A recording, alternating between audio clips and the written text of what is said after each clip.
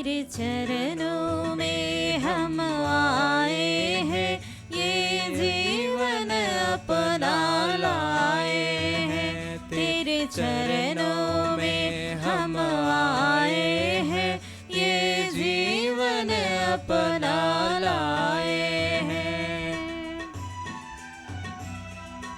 आशीषित है परम पिता, आशीषित प्रभु क्रिस्त, आशीषित पावन आत्मा।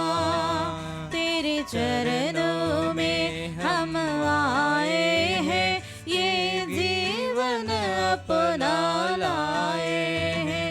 तेरे चरणों में हम आए हैं, ये जीवन अपना लाए हैं।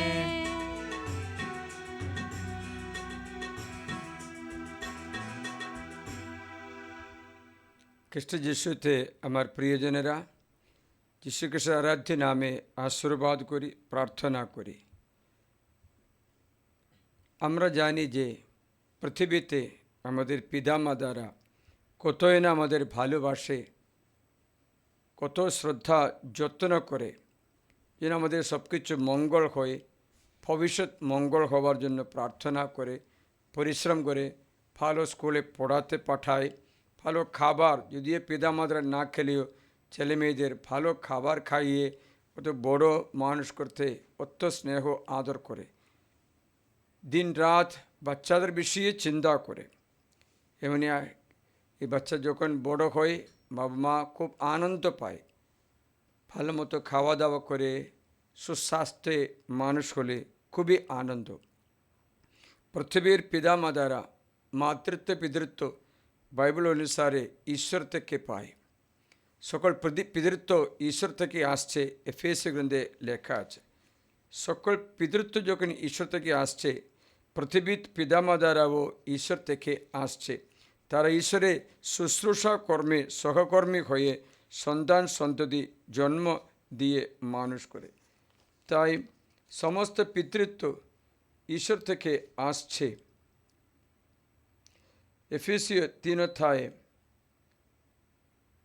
14-15 পথে এই পৃথিবীতে সমস্ত পিতৃত্ব ঈশ্বর থেকে আসছে। তাহলে পৃথিবীর পিতামাতারা ঈশ্বরের প্রতিনিধি রূপে, ঈশ্বরের জীবনদায়ক কাজের সহভাগী হওয়া ব্যক্তিরূপে সেবা করে। সেই পিতামাতারা তার ছেলেমেয়েদের ভালো ভালো জিনিস দিতে জানে। তাই ঈশ্বর নিজে বলেছেন, যদি ছেলে বাবার কাছে বলে, বাবা এটা ডিম খাবো, তখন কোনো পিতা আছে তাকে সাপ দেবে? যদি ছেলে মাছ চাইলে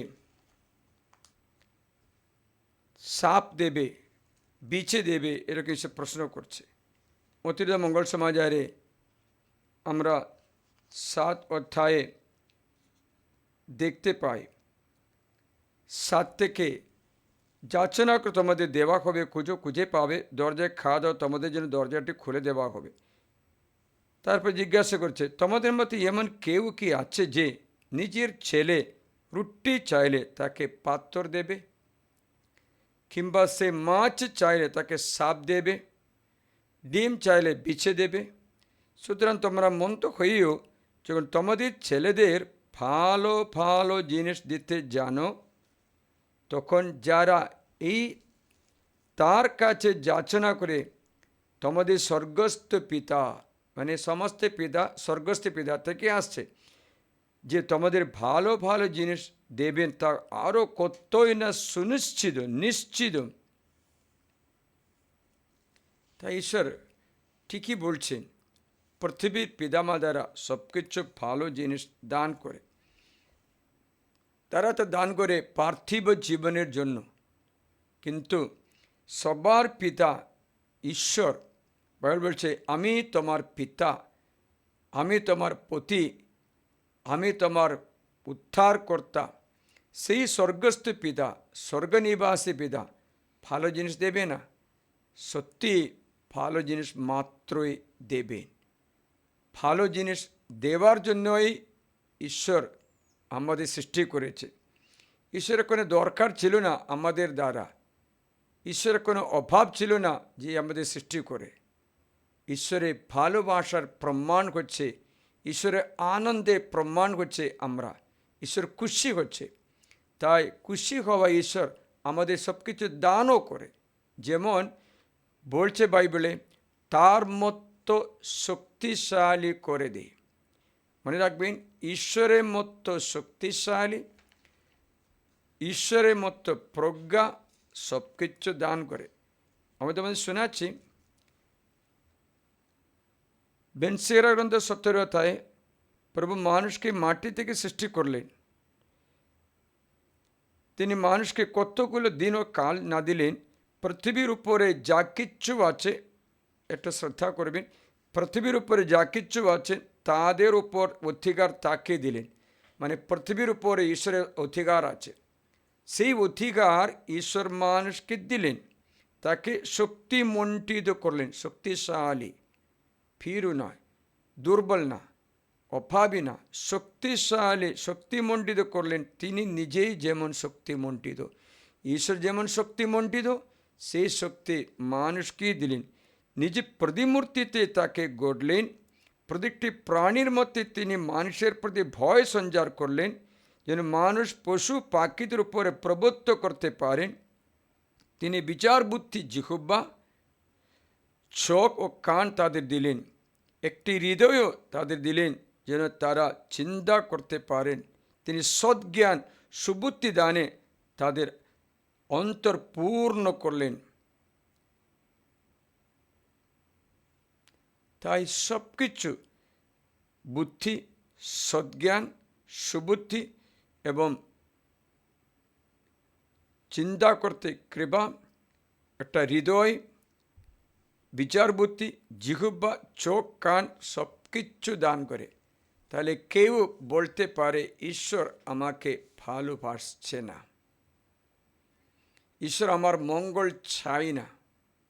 সব কিছু দান করে, প্রজ্ঞা, সুবুদ্ধি, হৃদয়, জিহ্বা, কান, চোখ, সজ্ঞান সব কিছু দান করে তাদের দেখালেন কি মঙ্গল কি অমঙ্গল। তাদের হৃদয়ে তার আপন আলো সঞ্চার করলেন। হৃদয়ে ঈশ্বরের আলো মানে পবিত্র আত্মাকেও দিলেন, যেন তার আপন কর্মকীর্তির মাহাত্ম্য তাদের দেখাতে পারেন। প্রিয়জনেরা, সব কিছু দান করতে খুশি হওয়া এক ব্যক্তি হচ্ছে আমাদের প্রভু যীশু খ্রিস্ট। শেষে তার প্রাণ পর্যন্ত, তার জীবন পর্যন্ত বলিরূপে উৎসর্গ করতে রাজি হলো যখন আমরা পাপ করলাম, যেন কোনো মতো আমাদের বাঁচাবার জন্য ঈশ্বর চেষ্টা করেন। ঈশ্বরের পরিকল্পনা বিরুদ্ধে আমরা গেলে তো এই আশীর্বাদ নষ্ট হয়ে যায়। গতকাল থেকে সাঁওতালি ভাষা নির্যাতন শুরু হচ্ছে। গতকালে আমি দেখলাম অনেক দুঃখ কষ্ট করে আসা তাদের ঈশ্বর সঙ্গে সঙ্গে নিরাময় করে বলেন, আমি তোমাদের ভালোবাসি। আজ সকালে তাদের কারো কারো ঈশ্বর এত সুস্থতা দান করে বলেন, বেদিতে ডেকে দেখো আমি তোমাকে ভালোবাসছি, তোমার সুস্থ হো বলে সঙ্গে সঙ্গে ইনস্ট্যান্টেনিয়াস সুস্থতা দান করে আশীর্বাদ করতে দেখলাম। তার মানে কি? এতই আমাদের ভালোবাসে, আশীর্বাদ দিতে খুশি হচ্ছে। এমন একজন ছিল, সে বলল অনেক বছর ধরে জ্বালা যন্ত্রণায়, পিচ্ছাবে, বুকে, পেটে, হজম না হওয়া, বারবার বাথরুম যাওয়া, এমনই কষ্ট দুঃখে ভরা একটা আত্মা, একটা ব্যক্তি, তাকে প্রভু বেদিতে ডেকেছে, তুমি আসো। আসলো, দেখলাম তার রোগ ব্যাধিও পালিয়ে গেল। মনে হচ্ছে ঈশ্বর সব কিছু দান করে, তার একমাত্র পুত্রকেও দান করেন। মানে ঈশ্বর মনুষ্য অবতার করেন। এতই ভালোবাসা একটা ধর্ম মাত্র, এতই ভালোবাসা একটা ঈশ্বর মাত্র, প্রভু যীশু খ্রিস্ট। তাই তার মাংস রক্ত খেতেও দেয় যেন আমরা জীবন পাই, প্রচুর পরিমাণে জীবন পাই। শেষে তার জীবনও কালভারি ক্রুশে বলি অর্পণ করে বলে, দেখো আমি আশীর্বাদ মাত্র দিই। ক্রুশে বিধিয়ে দেওয়ার সময় চটপট করতে পারে, কারণ শ্বাস নিঃশ্বাস করতে অসম্ভব, অত ব্যথা, কারণ পায়ে পেরক, হাতে পেরক, 3টে পেরকে পুরা শরীরে 80-85 কিলো ডাঙানো আছে। শ্বাস নিঃশ্বাস করতে হলে বুকটা উঠাতে হবে, তাহলে পায়ে ভর করতে হবে, তাহলে ছিঁড়বে ব্যথা, ছিদ্র ছিঁড়বে, পেরকে ছিদ্র ছিঁড়বে। অতিরিক্ত যন্ত্রণা সহ্য করে যিশু কি বলেছেন, হে পিতা, যারা আমাকে ক্রুশে দিয়েছেন, আমার বুকে তীর মেরেছে, মাথায় কাটার মুকুট দিয়েছেন, কষাঘাত করেছেন, এদের তুমি ক্ষমা করো, এরা কি করে, ওরা জানে না, ওরা নিরপরাধী বলে। এতই শত্রুদেরও ভালোবাসা দেখানো প্রভু যীশু খ্রিস্ট চাই যে তুমি তার আশীর্বাদ লাভ করো। তাহলে ঈশ্বরের দুঃখটা কি? ঈশ্বরের দুঃখ এই যে একটা মা আমার কাছে এসে বলল, ফাদার, আমার বাচ্চাকে জন্ম দিলাম, কিন্তু বাচ্চা আমার বুকের দুধ খাচ্ছে না, সে কাঁদছে, বাচ্চা আমার বুকের দুধ খাচ্ছে না, ও রোগা হচ্ছে, ও মরতে যাচ্ছে। আমার বাচ্চাকে কত সুন্দরভাবে আমি জীবন তৈরি করে দিলাম, আমার বুকের দুধ তারই জন্য দিলাম, কিন্তু সে খাচ্ছে না। সে মা অতিরিক্ত কাঁদছে। মায়ের দুঃখ বাচ্চা আশীর্বাদ নিচ্ছে না বলে। সে মাকে আশীর্বাদ করার সঙ্গে, বাচ্চাকে আশীর্বাদ করার সঙ্গে সে বাচ্চা আবার দুধ খেতে শুরু করলো, বাচ্চা মা দুজনে খুশি। মনে হচ্ছে ঈশ্বরের দুঃখ এই যে আপনি আশীর্বাদ নিচ্ছে না বলে দুঃখ আছে। এই আশীর্বাদ নিতে বাধা দেয় কি জানো? বাইবেল বলছে আপনার পাপ বাধা দেয়।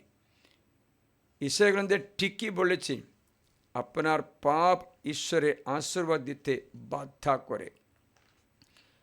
আপনার দেখো, প্রভুর হাত এত খাটো নয় যে তিনি ত্রাণ করতে অক্ষম। 59 অধ্যায় ইসাইয়া, তার কানও এতই ভারী নয় যে তিনি শুনতে অক্ষম। ঈশ্বরের হাত কাঠ্য নয়, কান ভারী নয়, কিন্তু তোমাদের সমস্ত ছোটতা, তোমাদের পরমেশ্বর ও তোমাদের মধ্যে বিরাট গর্ত ঘুরেছে। তোমাদের পাপ রাশি তাকে তোমাদের কাছ থেকে শ্রীমুখ লুকোতে বাধ্য করেছে, ফলে তিনি তোমাদের শোনেন না।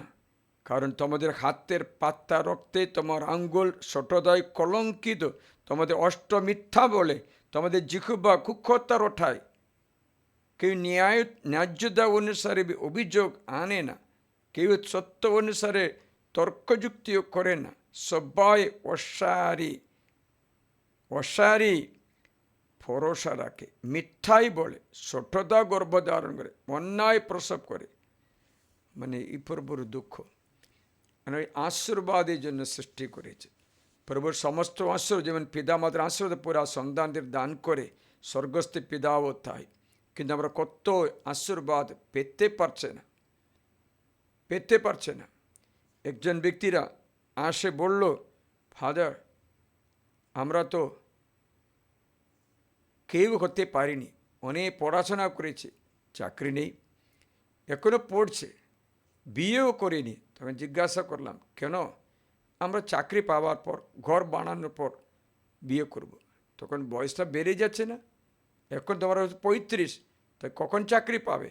35 বছরের মধ্যে যদি চাকরি পাই না, তাহলে 40-এ চাকরি পাওয়ার কোনো গ্যারেন্টি আছে? বিবাহ করো। না ফাদার, বাচ্চা কষ্ট দিতে চায় না। বাচ্চা কষ্ট দেওয়া না দেওয়া তুমি চিন্তা করতে হবে না, বিবাহ তোমার পরিকল্পনা ঠিক না, তোমার পরিকল্পনা ঠিক না। তো ঈশ্বরের পরিকল্পনা নয়। সামসঙ্গীত 33:10 লেখা আছে, ঈশ্বর মানুষের সমস্ত পরিকল্পনা নস্যাৎ করে দিন। সামসঙ্গ 33:10, ঈশ্বরের পরিকল্পনা মাত্র চিরস্থায়ী। তো তুমি নত জানো হো, প্রভুর পরিকল্পনা গ্রহণ করো। অনেক কথা বলা সত্যি, এসে বললো কী করে খাওয়াবো? আমি বললাম, কোনো সরকার, কোনো সংস্থা তোমাকে কাজ করার আগে মাইনা দেবে না। 1 মাস মাইনা বিনা কাজ করার পরে মাসের লাস্টে মাইনা দেয়। তুমি কেন মাইনা আগে চাইছো? আগে বিবাহ করো, আগে সন্তান জন্ম দাও, তারপরে খাদ্য বস্ত্র জুগিয়ে দেওয়া হবে। আকাশে পাখিদের জুগিয়ে দেবে ঈশ্বর, চড়ুই পাখিকে খেতে দেবে ঈশ্বর। একটা পয়সা দুটো চড়ুই পাখি না কেনা হয়নি, একটাও মাটিতে পড়বে না বললো ঈশ্বর। তোমার মাথার চুলে হিসাব রাখা হয়েছে যিশু বললে। তাহলে কেন চিন্তিত হো? শয়তান তার অন্দরে শক্তি দুর্গ সৃষ্টি করে ঈশ্বর দেওয়া সমস্ত বাচ্চাকে প্রতিরোধ করছে, বিবাহের জন্য প্রতিরোধ করছে। চাপ পায় কী করে? বাড়ির লোকের বিবাহ করো, তোর বয়সটা হয়েছে, বিয়ে করো। ছেলে বলছে না এখন করবো না, পরে করব। এই পরে ডিলাইড ওবিডিয়েন্স ইজ ডিসওবিডিয়েন্স। ও দেরি করা নিষেধ করার সমান হয়ে যায়। দেরি করা নিষেধ করার মতো হয়। If you delay, it means deny. When you delay something, it is equal to deny something. তা তুমি আর পাবে না। ডিলে করলে, ডিনাই করে, ইফ ইউ ডিলে সামথিং, তা তুমি আর পাবে না। ইউ আর ডিনাইং ইট। দেরি করলে নিষেধ করার মতো হয়ে যায়। প্রিয়জনেরা, এত আশীর্বাদ দেওয়ার জন্য ঈশ্বর সৃষ্টি করেছে। এই আশীর্বাদ ঈশ্বর তার পুত্রের হাতে, যিশুর হাতে নিক্ষেপ করেছে। তা খ্রিস্ট যিশু পৃথিবী দিয়ে আপনি দেখবেন মঙ্গল মাত্র করলেন। কারণ মঙ্গল মাত্র জানে করতে, কারো অমঙ্গল, কারো ক্ষতি, কারো বিনাশ কিচ্ছু করে না। এই বাইবেল বলছে তিনি সকল মানুষের মঙ্গল সাধন করতে যায়। তাহলে আমার একটা প্রশ্ন, কেন আপনি তাকে বিশ্বাস করে তার বাণী মতো চলেন না? পৃথিবীতে অনেক দেবদেবীর বিভিন্ন স্বভাবগুলো দেখায়, কখনো ভালো, কখনো রাগ, কখনো ধ্বংস, কখনো শাস্তি। কিন্তু খ্রিস্ট যিশুর মুখ থেকে অনুগ্রহ মাত্র বের হয়, কোনো শাস্তি, কোনো বিচার বের হয় না। তবে কেন তুমি তাকে বিশ্বাস করবে না? কেন তার পিছনে যাবে না? এটা জবাব তুমি একদিন প্রভুকে দিতে হবে।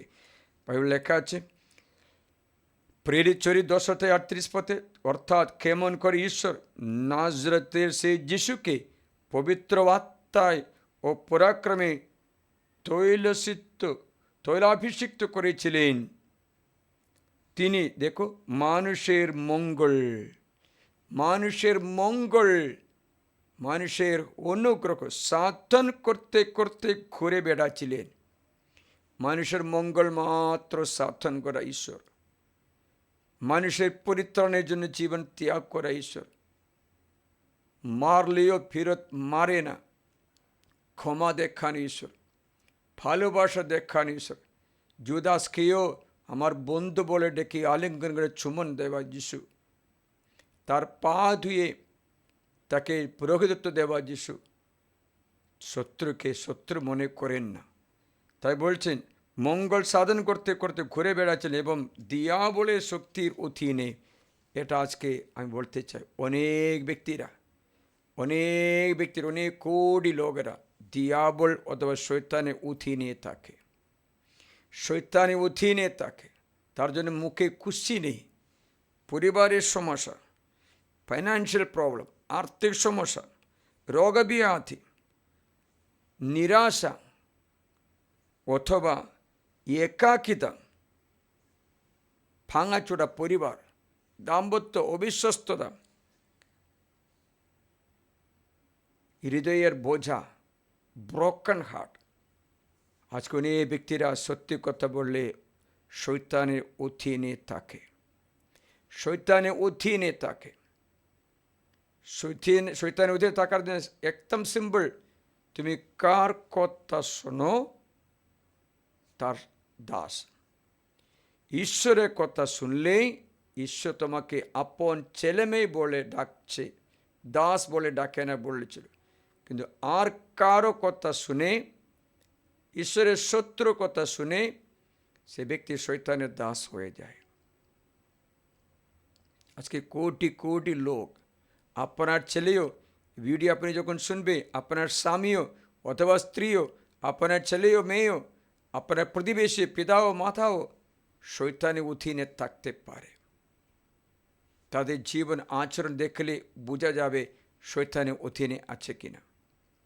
তাদের আচরণ দেখলে বোঝা যাবে তারা সত্যি আনন্দের মধ্যে আছে কিনা, সত্যি ধার্মিক জীবন যাপন করছে কিনা। কারণ শয়তানের অধীনে থাকা ব্যক্তির এই দুঃখ বেদনা থাকবে। শয়তান তোমাদের সম্পত্তি গ্রাস করবে, তোমাদের দাস করবে, ক্ষমতা কেড়ে নেবে, উত্তপ্ত কথা বলবে, তার অধীনে রাখবে, গালে ছোড়ও মারবে। গালে ছোড় মারা মানে কখনো খুশি নেই, কখনো আনন্দ নেই, দুঃখের পর দুঃখ বহন করতে বাধ্য হয়। আজকে যদি স্বামীর যে চিন্তা করে, কালকে ছেলে যে চিন্তা করতে হয়, নাহলে তোমার নাতিপুতি যে চিন্তা, অথবা তোমার ঘরের জন্য চিন্তা, কোনো মতো এই দুঃখ বেদনা অবসান না হওয়া। তাই ঈশ্বর বলছে অনেক ব্যক্তিরা দিয়াবলের অধীনে রয়েছে। They are under the power of evil one, they are the power of evil one, শয়তানের অধীনে রয়েছে। তাদের সকলকে মুক্ত করতে যিশু বলছে। তারা যিশু এসেছেন তাদের সকলকে মুক্তি দিতে এসেছে। আপনি যদি, বাইবেল বলছে, তার কাছে আসে, প্রথম বিত্তরতে 5:6 বিনম্রভাবে তার শক্তির বাহুর অধীনে নীরবে থাকলে, দেখো, তা ঈশ্বরের পরাক্রান্ত বাহুর অধীনে নিজেদের নমিত রাখো, মানে খ্রিস্ট যিশুর কাছে এসে প্রার্থনায় থাকো, খ্রিস্ট যিশুর কাছে এসে তাকে স্বীকার করো, যেন যথাসময়ে তিনি তোমাদের উন্নীত করবেন। তোমাদের সমস্ত ভাবনা চিন্তার ভার তার উপরে ছেড়ে দাও, কারণ তিনি তোমাদের জন্য চিন্তা করেন। মিতাজারি হো, জাগ্রত থাকো, তোমাদের শত্রু সে দিয়াবল গর্জমান সিংহের মতো এখানে ওখানে ঘুরে বেড়ায়, সন্ধান করছে কাকে গ্রাস করব। দেখেছিলে এই ফাঁদে আপনি ধরা পড়েছে কিনা। ঈশ্বর বলেছেন, শিষ্যদের বলেছে, তোমরা যাও, সর্বত্রই যাও, তাদের সকলকে মুক্ত করো। কারণ একবার শয়তানের অধীনে থাকলে নিজেকে মুক্ত করতে অত সহজে পারছে না, কারণ দুর্বল হয়ে যায়, কারণ পাপ থাকলে পাপই শয়তানকে তাড়াতে পারবে না। পাপই শয়তানকে অভিশাপ দিলে বাইবেল বলছে সে নিজেকে অভিশাপ দেয়, কারণ শয়তান তার অন্তরে আছে। When a godless curses Satan, he is cursing himself, because the Satan is in him. যখন পাপী শয়তানকে তাড়িয়ে দিতে চেষ্টা করে, শয়তান বলবে, তুমি কাকে তাড়াচ্ছ? এটা তুমি তো আমার বস্তু, আমার অধিকারে আছে, হাসবে। আজকে অনেক ব্যক্তির জীবন থেকে শয়তান হাসছে, কারণ এরা নিজেকে মুক্তি দিতে পারছে না, নিজেকে মুক্তিপণ দিয়ে মুক্তি দিতে পারছে না। আমি তোমাদের শোনাচ্ছি, এই বচনটা শুনে বেনসিরা গ্রন্থ 21 অধ্যায়ে আপনি 27 থেকে একটু শুনবি। ভক্তিহীন যখন শয়তানকে অভিশাপ দেয়, তখন নিজেকে অভিশাপ দেয়।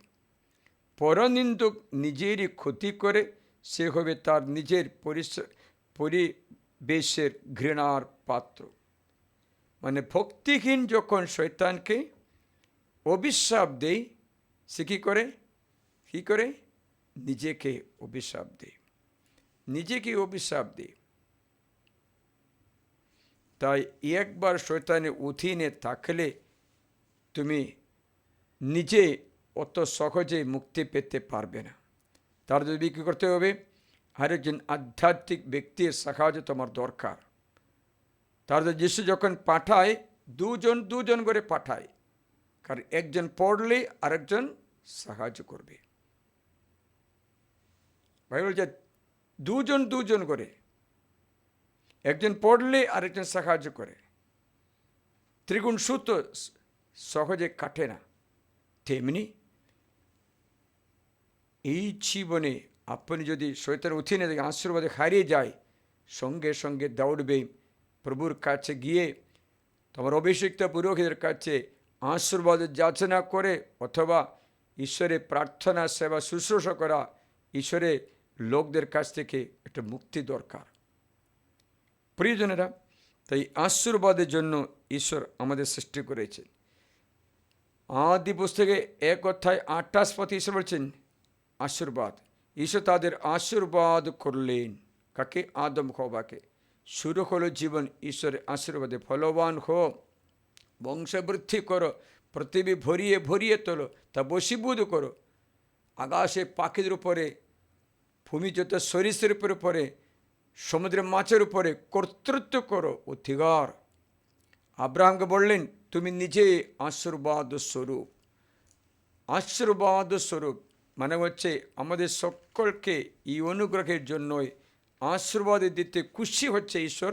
আশীর্বাদের জন্যই আমাদের নির্মাণ করেছেন, এই পৃথিবীতে রেখেছেন। আর যারা আশীর্বাদে হারিয়ে গেছে, আশীর্বাদ পাচ্ছে না, তাহলে আমার প্রার্থনা এই যে এই আব্রাহামের আশীর্বাদ, এই আব্রাহামের আশীর্বাদ আদিবস্তে 12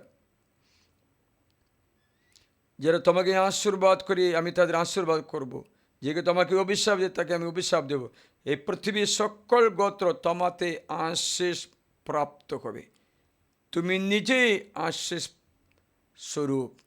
you will be a source of blessing. তুমি নিজেই হবে আশীর্বাদ স্বরূপ। বুঝতে পারছিলে? তার জন্য এই আশীর্বাদ চুরি করা মন্ত্রবার্তা চারিদিকে ঘুরে বেড়ায়। সে সন্তান করে যে তোমার আশীর্বাদে খেড়ে নেই। হয়তো একটা বন্ধু দ্বারা আসতে পারবে না, তো একটা ভাই বলে, বোন বলে, যে কেউ বলে আসবে। এদের উদ্দেশ্য আপনার আশীর্বাদ চুরি করতে, আপনাকে এমনি মাথা ভেঙে দেওয়ার মতো টর্চার করবে, আন্তরিক পীড়া দিয়ে দেখে, হুমকি দিয়ে ভয় দেখাবে, যেন যে চুপ করে থাকো। শয়তানের তন্ত্র হচ্ছে চুপ করে থাকো, তুমি ভয়ে চুপ করে থাকে। আর শয়তান এই তরবারি ব্যবহার করছে। কথা হলে কোনো হলেও কেউ যদি অধিকারীকে বিশপ হোক, সুপিরিয়র হোক, প্রভিন্সিয়াল হোক, কেউ এসে ওকে ভয় দেখাবে, হুমকি দেবে, ওর তো ঝগড়া করবে। তখন শান্তি কামনা করা বিশপ ও অধিকারী চুপ করছে, ওরা কীরকম চলুক, ফ্রি আছে। প্রিয়জনেরা, তোমাকে এই রূপে আন্তরিক বাহ্যিক পিডাপিডি করে যেন তোমার অনুগ্রহ খেড়ে নেই। তার জন্য তোমার সবসময় অভিষিক্ত ব্যক্তিদের একটা শৃঙ্খলা, একটা সাহায্য, সাধু সাধীদের সখভাগিতা দরকার। তার প্রেরিত শ্রদ্ধা আমরা বলি না, we believe in the communion of saints। এটা আপনার খুবই প্রয়োজনীয় সাধু সাধীর সহযোগিতা। তার জন্য রবিবারে মিশা আপনি কখনো ছাড়তেনি। সাধু সাধীদের সহভাগিতা সেখানে পায়। গির্জাঘরে যেতে হবে, গিয়ে প্রার্থনা করবে, কারণ এই সাধু সাধীর সহভাগিতা আপনার খুবই প্রয়োজন।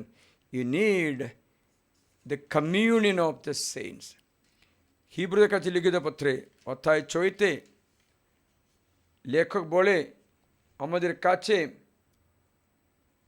অনেক সাধু সাধীর সংখ্য রয়েছে, সাধু সাধীর সংখ্য রয়েছে। তার জন্য নিশ্চিন্তায় যেতে পারে, নিশ্চিন্তায়। দেখি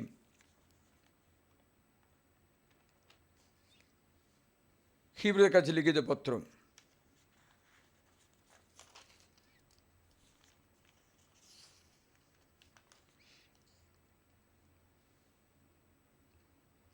6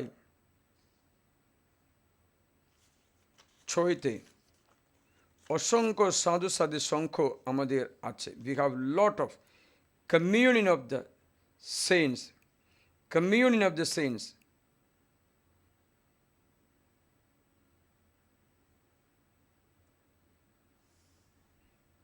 We have a lot of communion of the saints with us.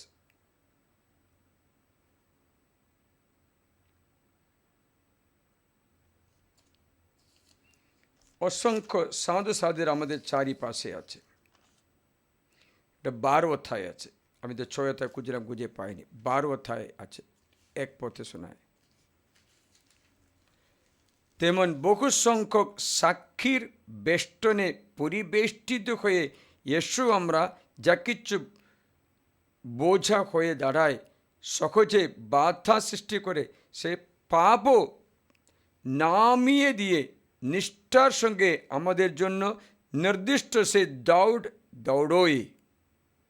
বিশ্বাসে প্রতিষ্ঠাতা ও তার সিদ্ধদার সার্থক যিশুর দিকে চোখ নিবদ্ধ রেখে যিনি তার সম্মুখীন আনন্দের বিনিময়ে অপমান তুচ্ছ করে ক্রুশে মেনে নিয়ে ঈশ্বরের সিংহাসনে ডান পাশে আসন নিয়েছেন। তাই অসংখ্য সাধু সহযোগিতা আমাদের এই অনুগ্রহ রক্ষা করতে দরকার আছে। তার ঈশ্বর বলছে এই আশীর্বাদ দান করে, এই আশীর্বাদ দান করতে ঈশ্বর বলে কি জানো, তোমার মন্দির তুমি ঠিক করে দাও। এই আশীর্বাদ গ্রহণ করতে তোমার মন্দির ঠিক করে দাও। এই মন্দির দুটো আছে, গির্জা মন্দির, শরীর মন্দির। হগ্গই নবী বলছে, সেনাবাহিনী প্রভু কথা বলছেন, এই লোকেরা নাকি বলছে প্রভুর মন্দির পুনর্নির্মাণ করার সময় এখনও আসেনি। প্রভুর মন্দির তাচ্ছিল্যের বস্তু বলে, নগণ্য বলে রয়েছে। তখন নবী হগ্গয়ের মধ্য দিয়ে প্রভুর বাণী এসে উপস্থিত হয়ে বলল, এ কি তোমাদের নিজেদের ছাদ আটা গৃহে বাস করার সময় যখন এই গৃহ উচ্ছন্ন অবস্থায় রয়েছে। তাই সেনাবাহিনী পূর্বে কথা বলছেন, তোমাদের ব্যবহার লক্ষ্য করে দেখো, একটু লক্ষ্য করো, তোমরা কাজকর্ম লক্ষ্য করো। তোমরা অনেক বীজ বুনেছ কিন্তু অল্প সংগ্রহ করেছ, খেয়েছ কিন্তু তৃপ্তি পাওনি, পান করেছ কিন্তু পিপাসা মেটাওনি, পোশাক পরেছ কিন্তু গা গরম করোনি, মজুরি পেয়েছি তা কিন্তু ছিদ্র তুলিতে রাখলো। সেনাবাহিনী প্রভুর কথা বলছেন, তোমাদের ব্যবহারটা একটু লক্ষ্য করো।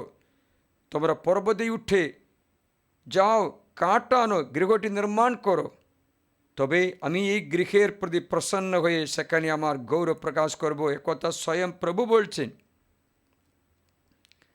না তো তোমার প্রাশ্চর্যের প্রত্যাশা ছিল কিন্তু দেখো অল্প পেলে, যাকে তোমরা ঘরে এনেছো তার উপর আমি ফু দিলাম। এর কারণ কি?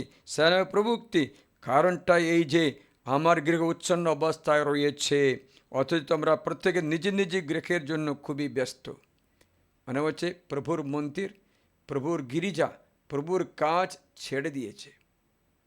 এই অপরাধ আজকে অনেক ব্যক্তিরা করে। ঈশ্বরের প্রতি কোনো শ্রদ্ধা ভক্তি নেই। ঈশ্বরের মন্দির বিশুদ্ধ করতে, ঈশ্বরের মন্দিরে পুনর্নির্মাণ করতে, ঈশ্বরের সেবা কাজে সহযোগিতা দিতে কেউ নেই। ঈশ্বরের বাণী প্রচার করতে, ঈশ্বরের বিস্তার করতে, ঈশ্বরের মন্দির পুনর্নির্মাণ করা মানে আপনি সেখানে যাবে, সেখানে গির্জা বানাও, মন্দির বানিয়ে জনগণকে বত্তিস্ম করে রাজ্য স্থাপন করো, এই কাজে কেউ করতে রাজি নেই। ঈশ্বরের বাণী প্রচার করে লোকদের অনুতাপের বাণী দিয়ে প্রভুর কাছে আসতে, রাজ্য স্থাপন করে প্রভুর রাজ্যে বিস্তার করতে, নতুন নতুন মণ্ডলী স্থাপন করতে কেউ রাজি নেই। সবাই একটা কথা, নিজ নিজ ঘরের জন্য মাত্র চিন্তা করে, প্রভুর কাজে হাতও দেয় না। প্রভুর কাজে হাত তো দেয় না। তার কি হচ্ছে জানো? প্রভুর ঘর, প্রভুর রাজ্য যদি বিস্তার না হলে তোমার ঘরে আশীর্বাদ দিলেও সেটা থাকবে না। অনেক ব্যক্তিরা কত প্রার্থনা করে জানো, কিন্তু প্রভুর গৃহ মানে প্রভুর কাজটা, প্রভুর সেবা, প্রভুর বাণী প্রচার, গির্জা মানে হচ্ছে ঈশ্বর রাজ্যে বিস্তার করা কাজে অর্থ দিও, প্রার্থনা দিও, সজা গিয়ে বাণী প্রচার করিও, বাইবেল প্রিন্টিং করিও, মিডিয়া দ্বারা প্রিচিং করিও, ঈশ্বর রাজ্যে বিস্তার করতে তুমি কোনো চেষ্টা করোনি। তুমি কি করছো? সকালে উঠে আজকে কি খাবো, ডায়েটে ফিক্স করছে, খাবার ডায়েটগুলো ফিক্স করছে, এটা খাবো এটা খাবো না, কি এটা রান্না করবো না, আমার ছেলেকে স্কুলে পাঠাবো, কোন স্কুলে পাঠাবো, কোন ড্রেসটা পড়াবো, কি খাদ্যটা টিফিন বক্সে দেবো, কথা করব, কি গাড়িতে যাব, ওর চিন্তা মাত্র আছে। ঈশ্বরের গৃহ, বাণী প্রচার, ঈশ্বরের রাজ্যে স্থাপন করা কেউ নেই। ঈশ্বর বলছে তার জন্য তোমাদের ঘর উচ্ছন্ন অবস্থায় রয়েছে, অনেক পরিশ্রম করেছে, অল্প ফসল কাটে। প্রভুর সেবায় আত্মসমর্পণ করো, না তো তোমার অনুগ্রহ তুমি নিতে অস্বীকার করবে, প্রভুর আশীর্বাদে নিতে অস্বীকার করবে। কাজে ব্যস্ত থাকা বিনাশে পড়ে যায়। আপনারা শুনেছেন নাকি বলা হয়েছিল টাইটানিক নামে একটা বড় জাহাজ প্রথম যাত্রা করে, এই জাহাজে অনেক হাজার 1700 নাকি অনেক হাজার লোক ছিল। ক্যাপ্টেন বলল ঈশ্বর চাইলেও এই জাহাজে ডুবাতে পারবে না,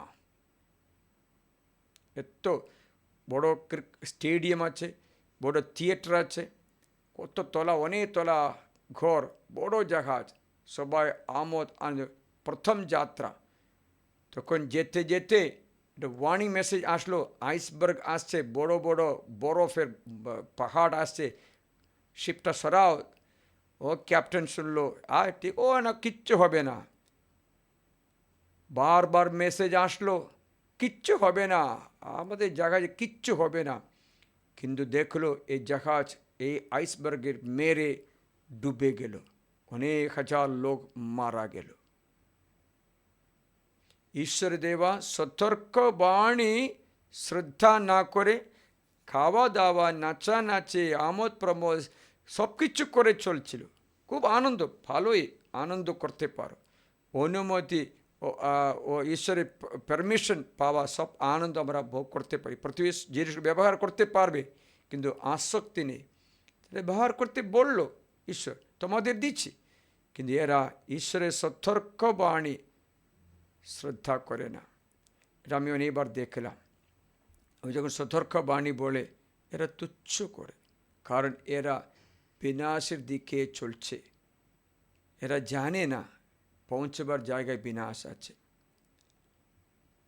কালকে বিনাশে প্রবেশ করবে। ওদের জন্য আমরা মধ্যস্থ প্রার্থনা করি, প্রিয়জন ঈশ্বরের গৃহ নির্মাণ করে, ঈশ্বরের বাণী নির্মাণ করে, তবে ঈশ্বর তোমার প্রতি দয়া দেখাবেন, আশীর্বাদ করবেন। কারণ ঈশ্বর বলেছে আমি এই গৃহের প্রতি প্রসন্ন হয়ে তোমাদের আশীর্বাদ করব। কারণ কি বলছে কি জানো, এই আশীর্বাদ এই গৃহের জন্য আমি তোমার শোনাচ্ছি, তোমরা আজকের দিন থেকে অর্থাৎ নবম মাসের 24 দিন থেকে প্রভুর মন্দিরের ভিত্ত স্থাপনের দিন থেকে, প্রভু মন্দিরে ভিত কাটার দিন থেকে এবং এর পরেও তোমরা ভেবে দেখো ঘোড়া ঘরে গমের অভাব হয়েছে কিনা, নেই। আর্থিক অভাব হয়েছে কিনা, নেই। আঙ্কুরলতা, ডুমুর, ডালিম ও জলপাই গাছের ফলদানে ক্লান্ত হয়েছে কিনা, হয়নি। আজ থেকে আমি তোমাদের আশীর্বাদ করব, আজ থেকে আমি তোমাদের আশীর্বাদ করব। প্রিয়জনেরা, আজ থেকে আমি তোমাদের আশীর্বাদ করব, তুমি আশীর্বাদ গ্রহণ করো।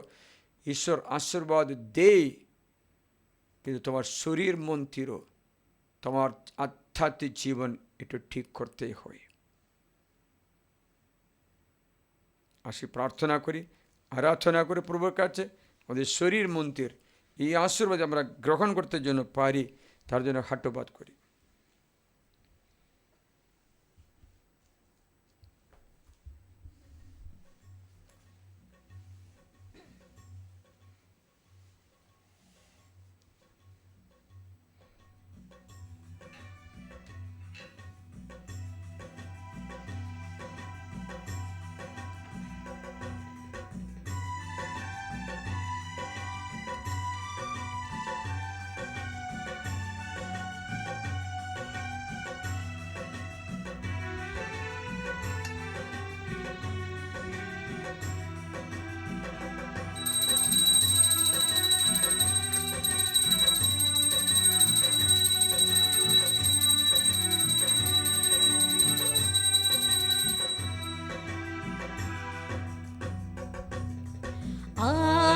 आराधना आराधना आराधना तेरी आराधना आराधना आराधना आराधना तेरी आराधना।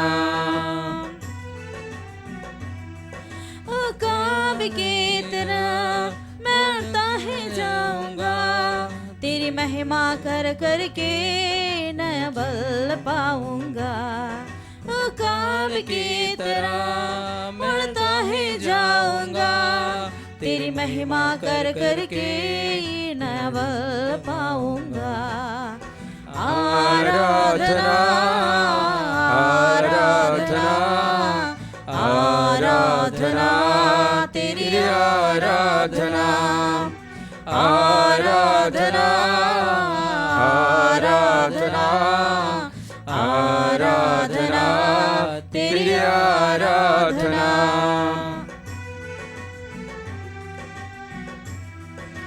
প্রভুর কাছে প্রার্থনা করি, আসি আমাদের আশীর্বাদ দিতে প্রার্থনা করি।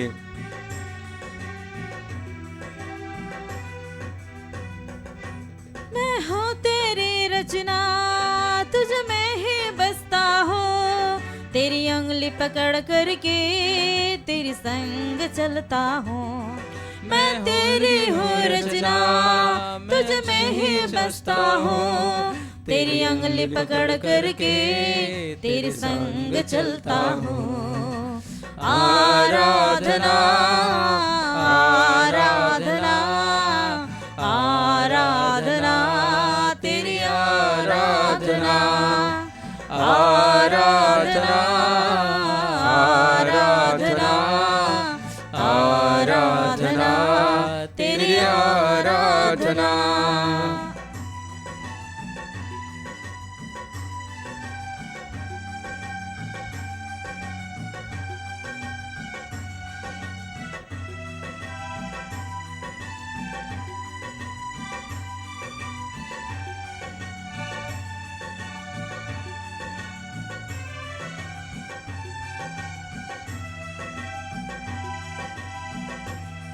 तेरे सीने से लगकर दुनिया भूल जाऊंगा, तेरी महिमा की नग में मैं सदा ही गाऊंगा।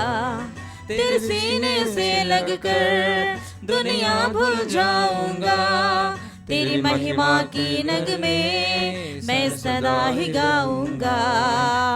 आराधना आराधना आराधना तेरी आराधना आराधना आराधना आराधना तेरी आराधना।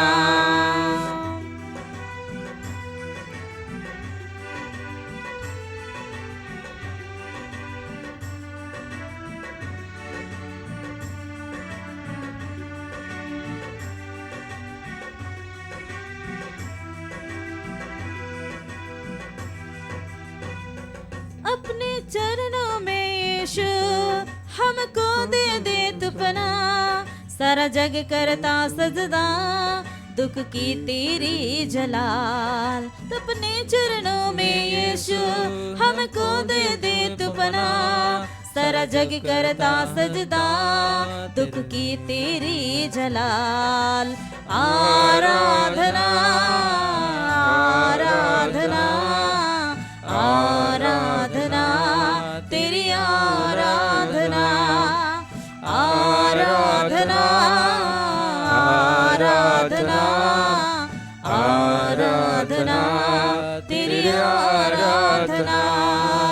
हालेलुया हालेलुया हालेलुया हालेलुया हालेलुया हालेलुया हालेलुया हालेलुया।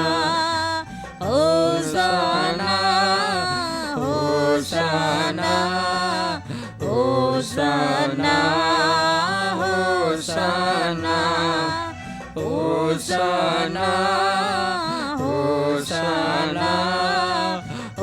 হোসানা হোসানা।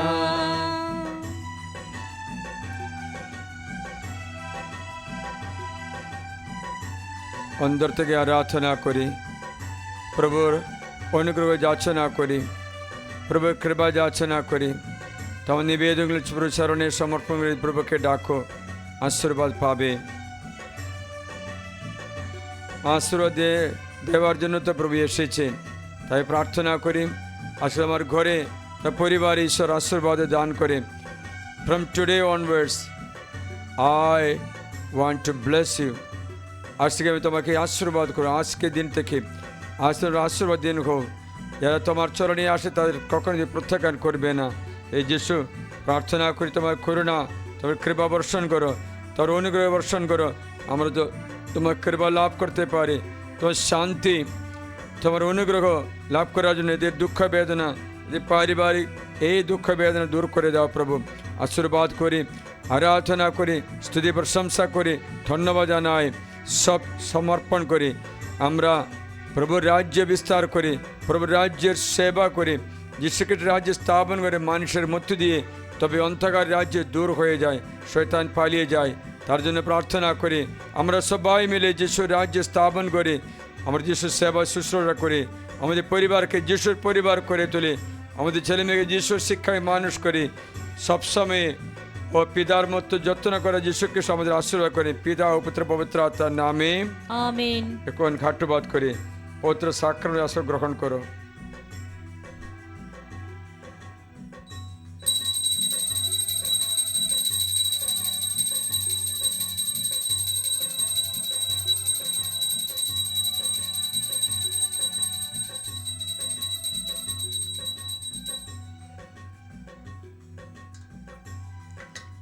हे परम पवित्र स्तरीय संस्कार, অতি মধ্যে প্রশংসা ধন্যবাদ তোমারই হোক। পিতা পুত্র পবিত্র আত্মা জয় হো। যেমন আদিতে হতো এখনো তেমনি হয় এবং যুগে যুগে চিরকাল হবে, আমেন। हे परम पवित्र स्तरीय संस्कार, অতি মধ্যে প্রশংসা ও ধন্যবাদ তোমারই হোক। পিতা পুত্র পবিত্র আত্মা জয় হো। যেমন আদিতে হতো এখনো তেমনি হয় এবং যুগে যুগে চিরকাল হবে, আমেন।